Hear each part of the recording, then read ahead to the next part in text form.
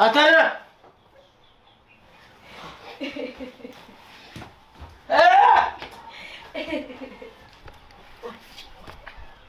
काय बावळा काय तिकडं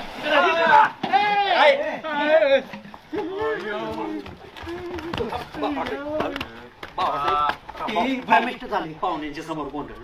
संजू मेल्यामुळं त्याच्या डोक्यावर परिणाम झाला. माणसं अक्षरशः काळजी करू नका. मी भाषणाची तयारी केलेली आहे. काय अध्यक्ष माझं काय चुकलं? ती मेला का मी मेलोय?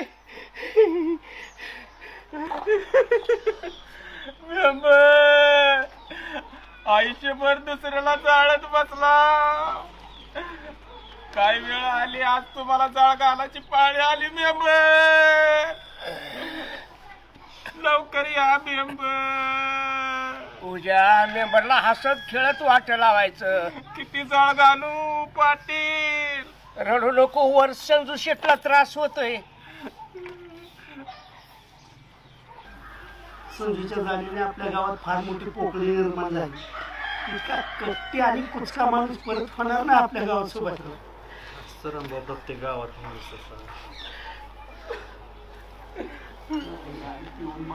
अहो माझ्या घरी सुद्धा संजू न बोलावता जेवायला यायचा. करपट ढेकर झाल्याशिवाय जेवण पण करत नव्हता. सुभाषराव नाही कशामुळे झालं? दर झाल्यावर नव्हतं यायचं. अहो मला आता सांगितलं त्या आमिर ह्यांचा आणि त्याने आमिरनं सांगितलं ना दुपारी सांगितलं म्हणून. तो नालायक माणूस इथं पण होईल. झाले काय करतोय काय बघ आपल्या काय असेल ते 4 बेताळात जाऊन करू. शेवटचं तोंड बघून ये. बघतो राव असं नव्हतं व्हाय पाहिजे. हो का सुभाषराव? त्या माणसाने आयुष्यभर नावं ठेवली त्या माणसाला आणि इथं नाटक करत बसलाय वय.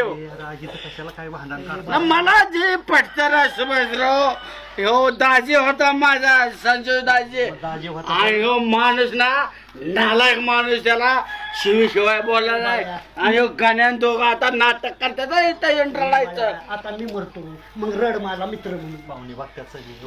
तमाशा म्हणतात. अहो दाजी होता माझा जो संजू दाजी. दाजी होता. काय त्याचा तुकडा. एवढा उशीर काय? पण ह्यो माणूस ना नो नाटकी. तू दाजीला कुत्र्याशिवाय बोला का कधी बघतोय. आम्ही दाजीन मिळून बघून घेऊ पण ह्यो ना ह्यो लबाड माणूस आहे माझा.